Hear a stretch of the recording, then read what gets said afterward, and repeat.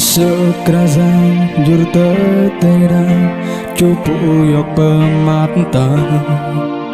Silot tang terlong berlang Zata drong bengai benzong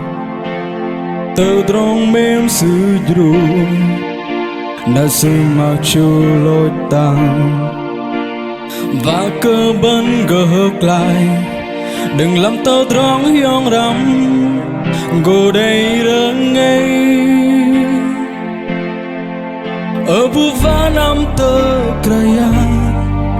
Bấn gô đầy mềm mơ nát ti Krayang sư đông bớt lại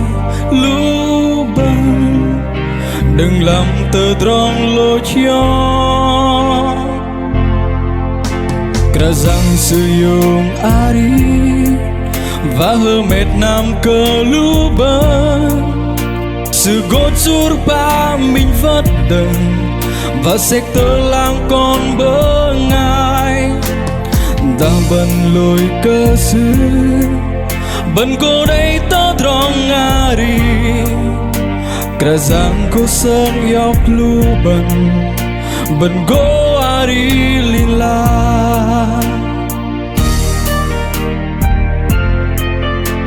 Sekarang jurta tera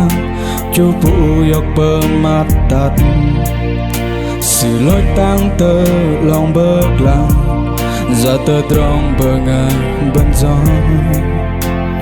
Terdrong mem sujru Đã semak chuloi tang Và cơ bấn gợt lại Đừng làm tơ drong hiong rắm Gô đầy rớn ngay Ở bù vá năm tơ kraya Bấn gô đầy mềm mơ nát ti Krayang sư đông bớt lại Lũ băng Đừng làm tơ drong lô chó Krayang sư dùng ari Và hơ mệt nam cơ lũ băng Sự gốt rút ba mình vất đần Và sạch tơ lang con bơ ngai Ta bần lôi cơ sư Bần cô đây tớ drong ngà đi Cả giang cô sơn yóc lũ bần Bần cô à đi linh lai Cả giang sư dùng ngà đi Và mệt nam cơ lũ băng Sự gốt rút ba mình vất đần Và sạch tơ lang con bơ ngai Đang bần lôi cơ sư Bần cô đây tớ drong ngà đi Cả giang cô sơn yóc lũ bần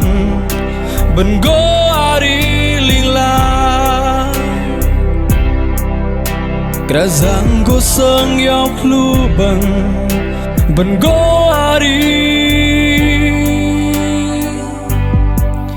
linh